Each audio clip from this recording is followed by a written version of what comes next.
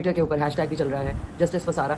ये जस्टिस का वर्ड मैंने पूरा जो ज़ाहिर जाफ़र जो दरिंदा था उसका भी पूरा केस 8-9 महीने जो है फॉलो किया था, मेरे इंस्टाग्राम पे भी है।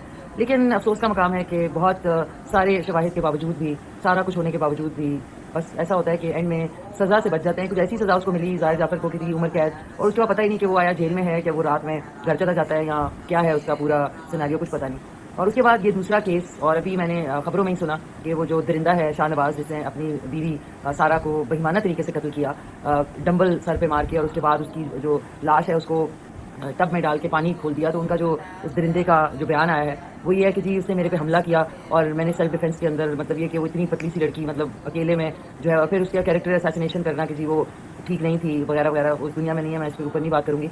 तो अगर ऐसी बात थी तो जो इन्वेस्टिगेशन है हमको ये ज़रूर सोचना चाहिए कि अगर ऐसा था तो उसने आके गाड़ी कैसे खरीदी, मतलब वो परमानेंटली आके शिफ्ट हो रही थी तो ही गाड़ी इंसान लेता है। ये छोटे छोटे लूप होल्स हैं जो इस तरह के चालाक और मक्कार दरिंदे जो होते हैं ना वो यूज़ करते हैं, लेकिन अपनी चीज़ों में स्टेटमेंट्स में खुद ही फंस जाते हैं कि उसने मेरे पे हमला किया। कैसे हो सकता है आप बीवी जो है वो गला पकड़ ले, और उसके बाद जी मैंने धक्का दिया तो वो गिरी, तो उसके बाद दोबारा उसने मेरे पे हमला किया, तो फिर मैंने अपने सेल्फ डिफेंस में ये कर दिया। प्लीज़, जो अपनी वो कहते हैं ना झूठे झूठे के पाँव नहीं होते, बिल्कुल इसी तरह ना ये नशे में था जिस तरह ज़ाहिर जाफ़र नशे में नहीं था।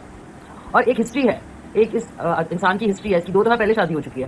पहली शादी जो थी उसमें अपेरेंटली शादी के दूसरे दिन जो लड़की थी वो अक्लमंद थी, वो चली गई।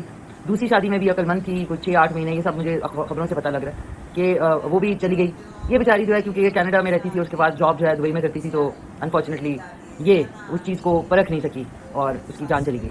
तो वायलेंस जो है, मेंटल हेल्थ जो है वो सबको पता होती है, स्पेशली आपके पेरेंट्स को। मतलब ये कैसे पेरेंट्स हैं, ये अयाज मीर साहब और इनकी जो एहलियाँ हैं, जो फार्म हाउस जिनका है, अपेरेंटली मैंने सारा जो ये आपको बता रही हूँ इधर उधर से जो खबरें सुन रही हूँ उसके हवाले से, कि पेरेंट्स को सब पता होता है कि उसका बेटा बच्चा क्या है। अब आप ये कहेंगे कि वो बड़ा हो गया है तो अब पेरेंट्स को पता नहीं होता, सब पता होता है।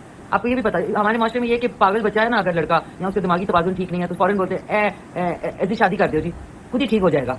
खुद ही कैसे ठीक हो सकता है? फिर यहाँ किसी की जान जाती है, यहाँ कोई टॉर्चर होता है, या वो फिर एक दिन इसी तरह दुनिया से चला जाता है। तो आई होप इसकी इन्वेस्टिगेशन हो। मैं इसलिए नहीं ज़्यादा बोल रही, मैं लास्ट टाइम इतनी डिसअपॉइंट हुई थी, हमारा जो सिस्टम है जिसके अंदर किसी भी